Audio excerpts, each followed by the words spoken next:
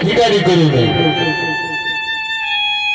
आपली गरिबी कोणालाही सांगत बसू नये. लोक त्या ठिकाणी रडून ऐकत असतात आणि हसून जगाला काय करत असतात. तर सगळ्यांच्याकडे मलम नसतो जखमीवर चोळायला, पण मीठ मात्र सगळ्यांच्या घरी असत. मी सांगितलं की तुम्ही त्या द्वारकाधीशाकडे काही मागायला नका जाऊ, पण केवळ त्याचं दर्शन घेण्याकरता तरी जा. आणि सुदामजीला वाटलं न जाणो भगवंताच्या मुखातून आपल्याला काय करत असेल, बोलावून घेत असेल.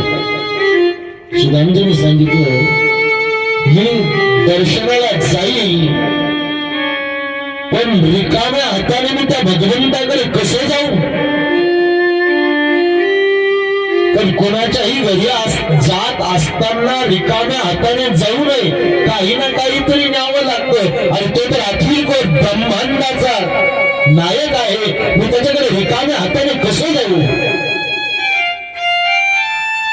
म्हणून ज्यावेळेस आपण भगवंताकडे जाऊ आणि भगवंताने विचारलं काय शिदुरी आणली, आपल्याला सांगता आली पाहिजे की आम्ही एवढं पुण्य जमा केलं आणि पुण्याची काय आणलेली आहे.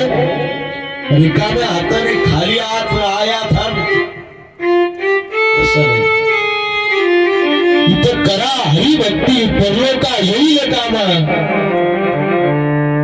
पण आता हरिभक्ती केली तर ते भगवंताला आपल्याला तोंड दाखवता येईल की तुम्ही पाठवलं आणि आम्ही तुमच्या नावाचा काय केला, जयकार केला, तुमची कथा कीर्तन श्रवण केलं. मी त्या भगवंताकडे रिकाम्या हाताने कसं जाऊ.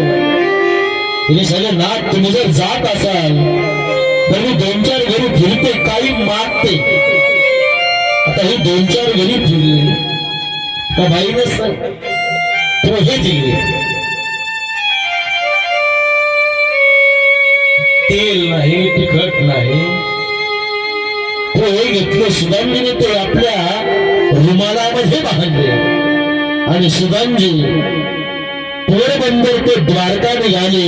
पायात चप्पल नाही, डोक्याला पगडी नाही, आणि सुदामजी नामस्मरण करत करत भगवंताकडे निघाले. श्रीकृष्ण गोविंद हरे मुरारी.